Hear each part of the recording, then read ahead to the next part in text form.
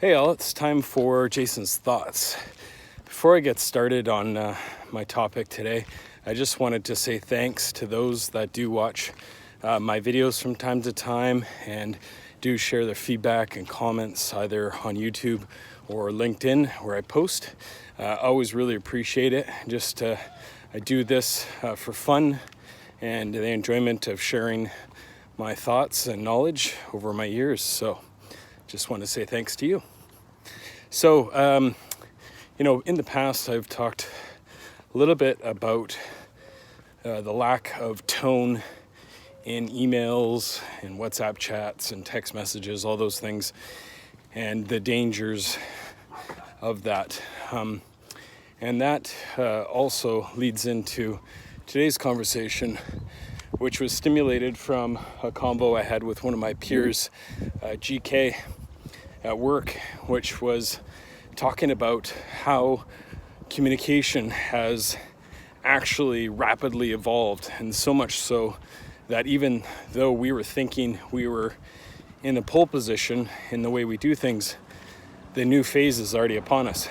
And so I want to take us back to just the last even 15 years. We had cell phones that completely changed the ability to communicate while anywhere, almost anywhere in the world, remotely. Didn't have to be stuck at home or in the office, which was fantastic. And then all of a sudden, we snuck in this little texting functionality, which allowed us to send a message. Back then it was by hitting the 1 button or the 2 button or 3 button a whole bunch of times, and we could generate an actual worded message to these people, to their cell phones. And which was great. It was actually super convenient. Didn't really ask for it, didn't see it coming, but it became. Then we had emails on our devices through BlackBerry and early adopters that figured that system out. And so we kind of jumped from phone calls all the time to texting and email. And again, when I talk about tonality, sometimes all the time, the tone is deciphered how the receiver deciphers it. Doesn't mean your intent was X and Y, but if you say, FYI, I needed this report ASAP, someone may, read that as, I need that report ASAP, or, hey, would you mind, by the way, to get this to me as soon as possible, or two different sounds and tones. But now I want to talk about the advancement. Email to me is practically dead. The only time it's ever used is an FYI, a forward, from one person to the next person. It's almost gone. Its communication methods are easy, they're convenient. You can have a contact distribution list and you just sent it to 60 people. Super convenient. Yay, sent it out. But how does it capture people? How does it capture the audience? Does it grab attention of the people that you intended to? Is the message that you're trying to convey read even? Now I can tell you there's some tips and tricks to that. One of them being embed a question somewhere in the middle or at the bottom that asks for feedback within a set amount of time. Just as a one suggestion for you. You could also do read receipts, all those kind of things. But anyways, not the point. My point is, so many of us have already gravitated over to WhatsApp groups. We've got groups for everything now.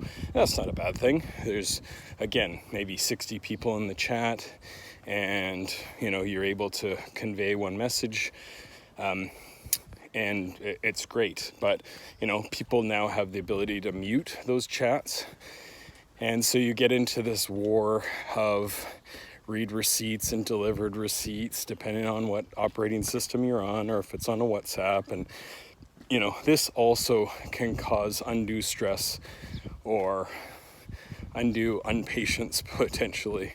Either way, not the best of things. which is what gets me to what is really the now when it comes to communication. And you can see it everywhere, that video consumption is mass. It's everywhere. Whether you go online, check out the news, you'll find more of your news, articles will actually have a video attached to it now. YouTube is obviously based off of these things. TikTok is now one of the craziest apps ever, and it's all just small packets of information blasted to people over and over and over again. So my whole thing with this talk is to think about how you're communicating to people. If you're still, working on WhatsApp with hellos and good mornings, and, you're trying to convey strong messaging through those channels, not always the best. But if you want to go that route, flip to video. Number one, people see your face. There's a connectivity to you, whether you've met that person face to face or not, whether you have a 10-year, working relationship with that person or not. It builds connectivity. The second, which is probably the most important, is that tonality that I talked about. You won't get lost in someone misreading your messages and thinking you're mad when actually it was just passion.